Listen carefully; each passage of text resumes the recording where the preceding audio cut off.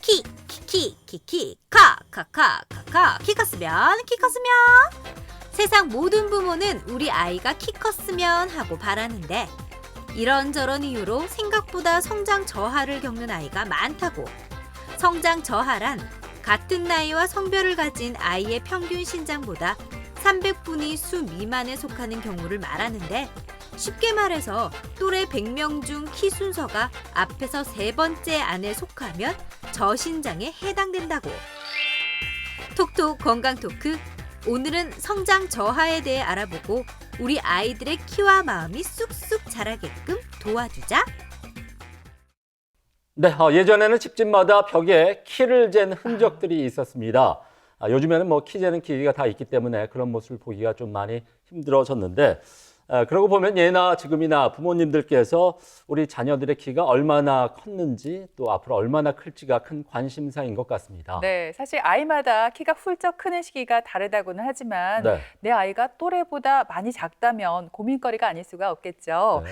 톡톡 건강 토크, 오늘은 성장 저하의 원인과 치료에 대해서 자세히 알아보도록 하겠습니다. 네. 오늘 도움 말씀 주실 분 나오셨는데요. 네. 소아청소년과 전문의 장경미 교수께서 나오셨습니다. 네, 안녕하십니까?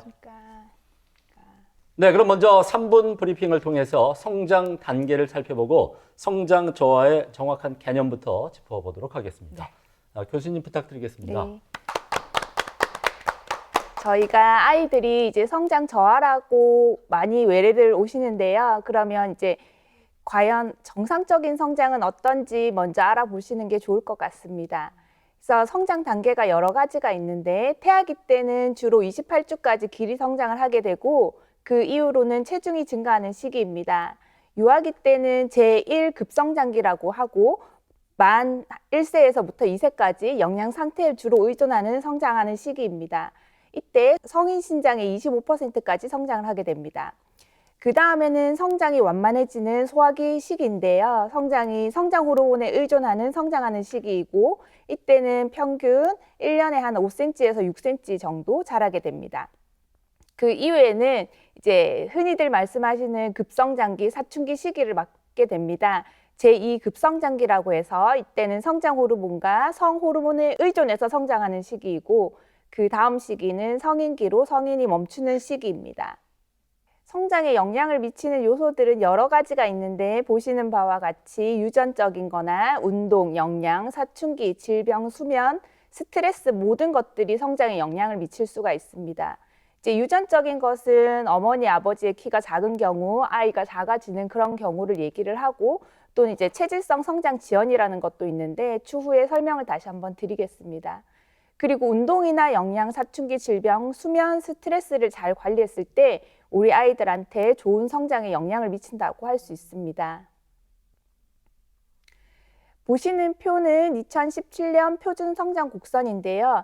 이제 아이들이 성장 저하가 있다라고 내원을 했을 때 이 성장 곡선에 넣어서 정말 성장에 저하가 있는지 확인을 해보는 곡선입니다. 그래서 질병관리청과 소아청소년학회가 10년에 한 번씩 이런 성장 곡선을 갱신하고 있고, 질병관리청 홈페이지에 들어가시면 확인할 수가 있습니다. 앞서 말씀드린 바와 같이 연령별 정상 성장 속도는 다르게 되는데, 초반에 만 2세까지는 급성장기를 띠는 제1 급성장기, 그 이후에는 성장이 완만하게 되는 소화기를 거쳐서 이제 흔히들 말씀하시는 급성장기, 제2 급성장기를 사춘기를 맞게 됩니다. 보시는 표와 같이 여아에서 급성장이 남아의 경우에서는 한 2년 정도 먼저 일어나게 되고, 여자의 최고 성장 속도는 남자보다 연애 2cm 정도 작게 됩니다. 그 이후에는 이제 성장 저하란 어머님들이 많이들 여쭤보시는데, 외래에서는 이제 실제로 많은 아이들이 우리 아이는 성장 저하가 있다라고 내원하시는 경우가 종종 많습니다. 하지만 실제 외래에서 보다 보면 성장 저하가 없는 경우가 너무너무 많은데요. 이제 성장 저하의 정확한 용어를 따지면 같은 연령, 성별이 300번의 수 미만.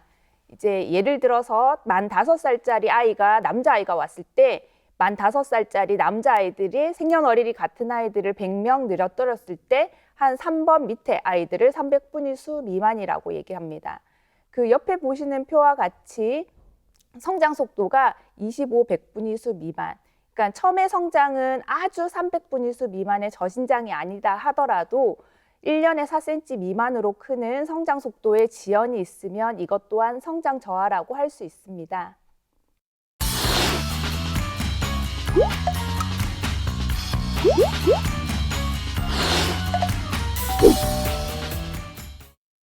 네, 먼저 네. 성장 저하가 무엇인지를 알아봤습니다. 네. 정말 아이들이 쑥쑥 자랐으면 좋겠다는 게 모든 부모님의 마음일 텐데요. 네. 정말 이런저런 이유로 성장 저하를 겪는 아이들이 생각보다 많다고요. 왜 그런 건가요? 성장 저하의 원인은 여러 가지가 있을 수가 있습니다.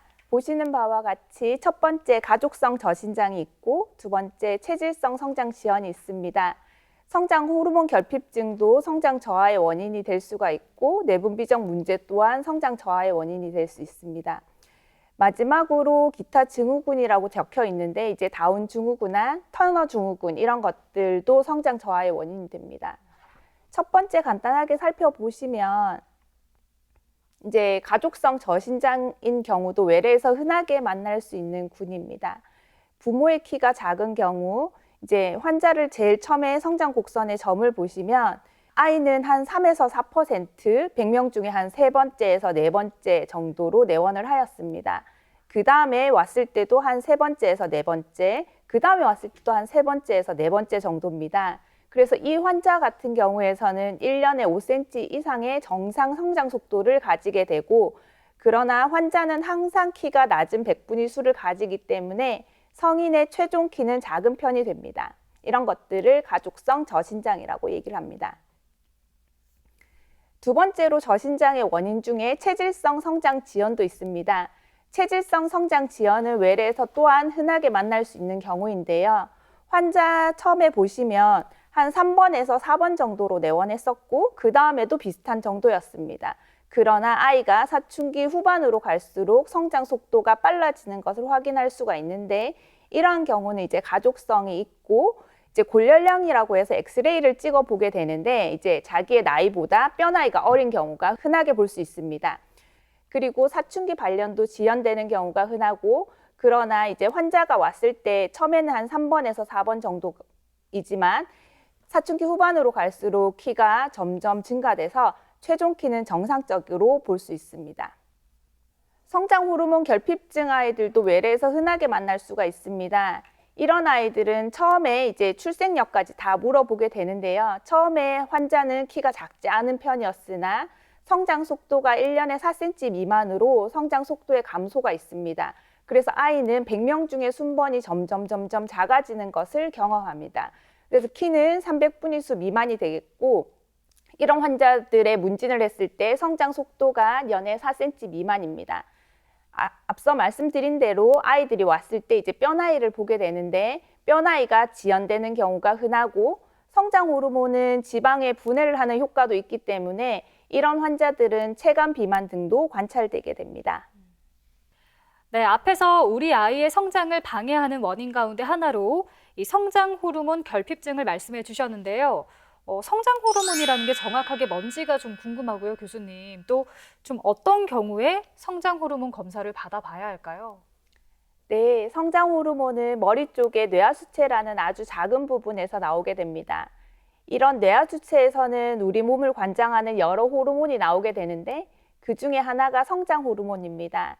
이 뇌하수체 작은 부분에서 성장 호르몬이 나와서 이 성장 호르몬이 직접적으로 작용하는 게 아니라 간에서 IGF-1이라는 것을 만들어서 뼈의 길이 성장이나 근육, 지방에 작용하게 됩니다. 이런 아이들한테서 성장 호르몬을 해보자고 제가 외래에서 말씀을 드리는데요. 3세 이후 평균 신장보다 10cm 이상 작은 경우, 매년 성장 속도가 연간 4cm 미만인 경우, 잘 자라던 아이가 갑자기 잘 자라지 않는 경우, 사춘기 시작이 빠르면서 키가 작은 경우 성장 호르몬의 검사가 적응증이 됩니다. 아이들이 내원하면은 이제 뼈 나이라는 거, 골연령을 보기 위해서 엑스레이들을 찍는데요. 성장 호르몬 결핍증 진단을 할 때도 엑스레이는 반드시 필요합니다. 여연령이라고 해서 실제 만 나이가 있고 뼈 나이가 있습니다. 골연령이 보통은 성장 호르몬 결핍증 아이들한테서는 지연되어 있고 왼쪽 사진과 오른쪽 사진을 비교해 봤을 때 이제 손목뼈라든지 손뼈 등이 덜 발달된 것을 볼 수가 있습니다. 이래서 아이들의 손뼈가 발달되는 것을 보고 골연령을 저희가 추측합니다. 성장 호르몬 결핍증 진단에는 여러 가지 방법들이 있습니다. 인슐린, 엘도파 아르기닌, 글루카곤, 클로리딘이라는 약물을 써서 2가지 이상의 검사에서 성장 호르몬 최고치가 10 미만일 때 진단이 됩니다.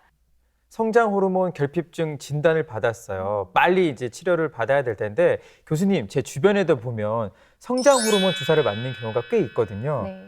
키가 클 수 있겠죠? 네, 성장 호르몬 결핍증 아이들 경우에서는 치료 효과가 뚜렷하다고 알려져 있습니다.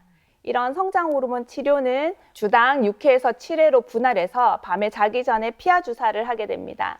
첫 해에 가장 많이 크게 되는데 보통 첫 해에서는 8에서 9cm 정도, 둘째 해에는 6에서 7cm 정도 자라게 됩니다.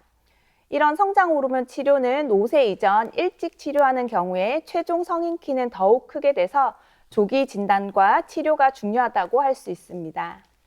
이제 외래에서 성장 호르몬 치료를 시작하게 되면 이제 어머님들이 가장 궁금하신 것 중에 하나가 부작용인데요. 이제 성장 호르몬 치료를 하면 어떤 부작용이 있는지들 많이 여쭤보십니다. 이제 성장 호르몬의 치료의 부작용은 3% 미만으로 알려져 있고, 만약에 부작용이 생겼다 하더라도 치료를 중단하거나 용량 감소로 증상이 개선됩니다. 흔하게 생길 수 있는 부작용을 적어놨지만 대부분의 아이들에서는 부작용은 3% 미만으로 알려져 있고, 뇌압 상승이나 부종, 고혈당, 여성형 유방, 척추 측만 악화 등이 생길 수는 있다라고 알려져 있습니다.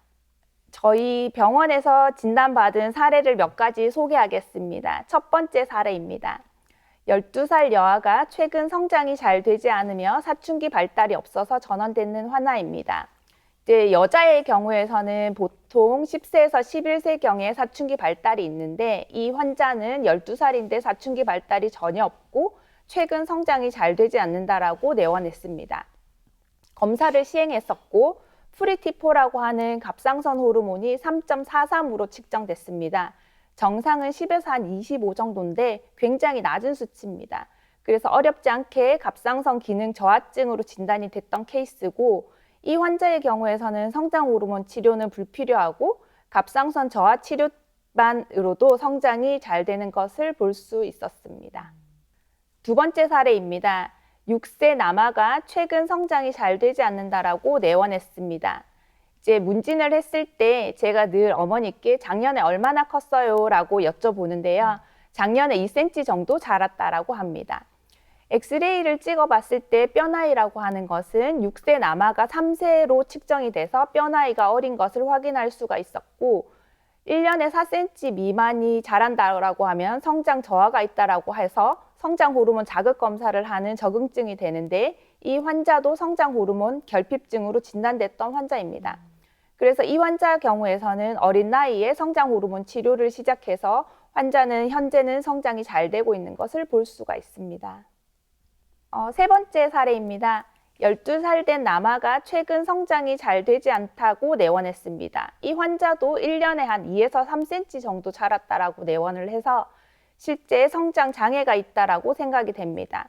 그런데 이제 다른 문진에서 최근 자다가 자주 깨고 물을 자주 마시는 모습을 보였다라고 얘기를 했습니다.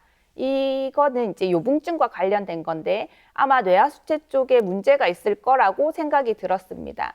환자가 처음 내원했을 때는 저신장은 보이지 않았지만 1년에 4cm 미만으로 자라는 성장 장애가 보였고, 뇌하수체 문제를 의심을 해서 MRI를 시행했었고 2개 인두종으로 진단돼서 이 환자는 이제 수술 및 탕암을 했던 환자입니다. 그럼 이제 외래에서 많이들 여쭤보시는데 어떤 경우에 진료를 받아야 되나요? 라고 여쭤보십니다. 신장이 평균보다 2표준 편차 미만, 즉 100명 중에 세 번째 미만, 300분의 미만인 환자가 3세에서 사춘기 이전 연애 4cm 미만의 성장 속도를 가질 때, 또는 소학증이나 어릴 때 저혈당의 병력 또는 뇌 손상이 있을 때, 현재 키가 정상이라도 성장 속도가 감소하거나 멈출 때 성장 진료를 받아보라고 권고하고 있습니다. 네, 그런가 하면은 어렸을 적에 부모님들이 이런 말씀을 자주 하셨습니다. 많이 먹어도 돼. 더 먹어, 더. 다 나중에 살이 키로 간단다. 뭐 이런 말씀들 여러분도 공감하실 것 같은데 실제로 교수님 이 말이 좀 맞는 얘기인가요? 어떻습니까? 외래에서 아주 흔하게 접하는 질문 중에 하나입니다. 네. 특히나 이제 할머니, 할아버지들이 같이 오셨을 때 우리 손주는 지금 키를 키우기 위해서 많이 먹이고 있다 이런 말씀들을 많이 하시거든요. 네. 네. 근데 그렇지는 않고 아주 옛날 얘기입니다. 음. 이제 사실 비만과 성장은 비만은 성장에는 아주 좋지 않은 영향을 지닙니다. 소화 비만의 문제점은 어릴 때 소화 비만인 것은 지방 세포의 수를 증가시켜서 성인이 돼서도 지속적으로 비만이 되도록 위험 요소가 됩니다. 따라서 살을 빼고 나도 다시 잘 찌는 체질이 될 뿐만 아니라 이런 지방의 연소를 하기 위해서는 에너지가 많이 필요한데 이런 것들도 성장에는 악영향이 끼치게 됩니다. 또한 이런 지방에 있는 렙틴이라는 물질이 많이 증가가 되는데 성조숙증이라고 해서 뼈가 굉장히 빨라지면서 최종 신장이 저하되는 병이 있습니다. 이런 렙틴의 증가는 성조숙증의 위험 인자기도 합니다. 네, 소화 비만은 성인 비만과 달리 지방 세포 수가 증가하는 만큼 어렸을 때부터 너무 살이 찌지 않도록 우리 부모님들께서 자녀들에게 신경을 좀 더 쓰셔야겠습니다. 교수님, 그런가 하면요, 운동을 하면 정말 이게 키 크는데 도움이 되나요? 네, 이 질문도 외래에서 아주 흔하게 접할 수 있는 질문입니다. 현재 이제 코로나 바이러스로 아이들의 운동에 제한에 영향이 많고 실내 거주하는 시간들이 많아지면서 많이 받는 질문 중에 하나입니다. 이 그래프를 보시면 오른쪽이 수면 시간이고 세로축이 성장 호르몬입니다. 그래서 성장 호르몬은 일종의 변동성이 있습니다. 파동성을 가진다라고 얘기를 하고 숙면을 했을 때 성장 호르몬 분비가 증가되는 것이 확인이 됩니다. 또한 앞에 보이는 바와 같이 운동했을 때 성장 호르몬 분비의 증가가 있다는 것은 널리 알려진 사실입니다. 소아청소년 시기에는 골밀도를 높여야 되는 시기입니다. 이제 어른이 돼서 골밀도를 높이는 일은 굉장히 힘든 일입니다. 그래서 소아청소년 시기 때 이러한 골밀도를 높여야 되는데 운동은 골밀도를 높이고 뼈 성장을 돕습니다. 그리고 어머니와 아버지의 비만이 있을 때 아이들도 80%까지 비만이 될 수 있다고 알려져 있어서 이런 운동은 비만을 예방할 뿐만 아니라 환자의 비만을 예방하기 위해서는 가족 참여가 중요하다고 할 수 있습니다.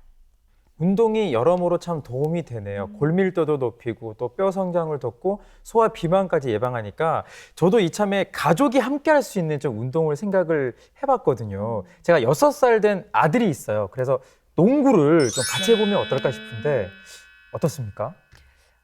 아주 좋은 생각인 것 같습니다. 아이가 만약에 농구를 좋아한다면 도움이 될 것 같고 아이가 억지로 하는 운동이라면 크게 도움이 되지는 않을 것 같은데요. 이제 성장에 도움이 되는 운동이 뭔지도 외래에서 상당히 많이 물어보시는 질문 중에 하나입니다. 근데 유산소 운동이나 이제 스트레칭이나 근력 같은 저항 운동 모두 성장 호르몬의 상승 효과가 있다라고 알려져 있습니다. 운동을 하는 시간과 운동의 강도가 성장 호르몬과 비례하기 때문에 약 한 30분에서 60분 정도가 적당하다라고 알려져 있고 앞서 말씀드린 바와 같이 운동을 지속성을 지니기 위해서는 아이가 원하는 운동이 가장 좋습니다. 그래서 아이가 만약에 농구를 좋아한다라고 하면은 같이 농구를 하는 것은 성장에 도움이 될 것 같습니다. 그러나 너무 무리한 운동은 성장판에 무리를 줄 수 있다고 알려져 있습니다. 네, 네. 그리고 또 흔히 잠이 보약이라고들 하죠. 네. 우리 부모님들 아이들 키가 쑥쑥 자랐으면 하는 바람으로 9시만 되면 빨리 네. 자라, 빨리 자야지 키 큰다 이런 말 많이 했거든요. 네. 실제로 잠을 잘 자면은 키가 크는데 도움이 될까요? 네, 말씀 주신 바와 같이 이제 수면하고 성장은 관련이 있습니다. 앞서 보신 도표와 같이 수면을 했을 때 성장 호르몬 분비가 증가되는 것을 볼 수가 있는데 사실 예전에는 밤 10시서부터 2시까지 성장 호르몬 분비가 가장 많다라고 알려져 있으나 최근에서는 취침 후 3시간까지 제일 많이 분비된다라고 알려져 있습니다. 그래서 일찍 자는 것보다 이제 수면을 얼마나 깊게 자는지가 훨씬 더 중요합니다. 그래서 수면의 질이 훨씬 중요하기 때문에 자기 전에 아이들의 스마트폰이나 TV는 뇌를 각성시키기 때문에 피하는 것이 좋습니다. 미취학 아동들의 경우에서는 9시간에서 한 10시간 정도, 초등학생 경우에서는 한 9시간 정도, 중고등학생들은 이제 8시간 정도는 자기를 권고하고 있습니다. 그 요즘 아이들의 그 학습량을 따져 본다면 그 수면 시간을 잘 지킬 수 있을지 좀 그래요, 걱정이 되긴 맞아요. 하는데 잘 좀 지켰으면 좋겠습니다. 끝으로 우리 아이들이 좀 건강하게 키를 잘 자랄 수 있게끔 부모님들이 어떤 노력들을 하면 좋을까요? 성장 장애가 있는 아주 병적인 아이들뿐만 아니라 이제 일반 아이들의 건강한 성장을 위해서 외래에서 다음과 같이 권고하고 있습니다. 이제 규칙적인 운동과 균형 잡힌 식사로 비만을 예방하는 것이 성장에 도움이 되겠고, 특히나 이제 지금 코로나 시기 때 외래에서는 아주 비만하고 이제 성장 지연이 있는 아이들을 종종 만나게 되는데, 될 수 있으면 이제 감염에 조심하면서 운동을 좀 권고하고는 있습니다. 스트레스는 이제 성장에는 마이너스 요소이기 때문에 스트레스를 줄이고 즐거운 마음가짐을 갖도록 노력을 권고하고 있고, 이제 최근에 많이 이슈가 되고 있는 성조숙증이라는 게 있는데, 성조숙증은 성장에는 아주 악영향을 끼치기 때문에 이러한 것들을 예방하기 위해서 일회용기 사용을 줄이고 환경 호르몬에 노출되지 않도록 권고하고 있습니다. 그리고 특히나 어린아이들 같은 경우에서는 효과가 검증되지 않는 건강식품을 함부로 복용하지 않는 것이 좋겠습니다. 이건 이제 대한소아내분비학회에서 바른 성장 캠페인이라고 해가지고 캠페인을 한 적이 있습니다. 이것을 잘 알아두면 성장에 도움이 될 텐데요. 하하 스마일 건강이라고 외워주시면 좋을 것 같습니다. 첫 번째 하는 하루에 8시간 이상 푹 자기, 두 번째 하는 하루에 30분 이상 운동하기, 스마는 스마트폰 줄이기, 그리고 일은 일조량이 충분한 시간에 좀 햇볕에 있을 때 운동을 좀 하기, 건강은 이제 건강한 식습관을 권고하고 있습니다. 그래서 이것을 따라서 지킨다라고 하면 우리 아이들의 건강한 성장에 큰 도움이 될 것 같습니다. 네, 이렇게 지금까지 들으신 것처럼 성별이 같은 또래 100명 중에 키가 앞에서 세 번째 안쪽에 속한다면 저성장일 수가 있겠습니다. 네. 원인을 알고 치료를 하면 키가 얼마든지 클 수 있는 만큼 성장 저하가 의심이 되신다면 가까운 소아청소년과를 빠른 시일 내에 찾아보시길 바라겠습니다. 네, 지금까지 이 시간 도움 말씀을 소아청소년과 전문의 장경미 교수께서 소개해 주셨습니다. 네, 오늘 고맙습니다. 고맙습니다. 네,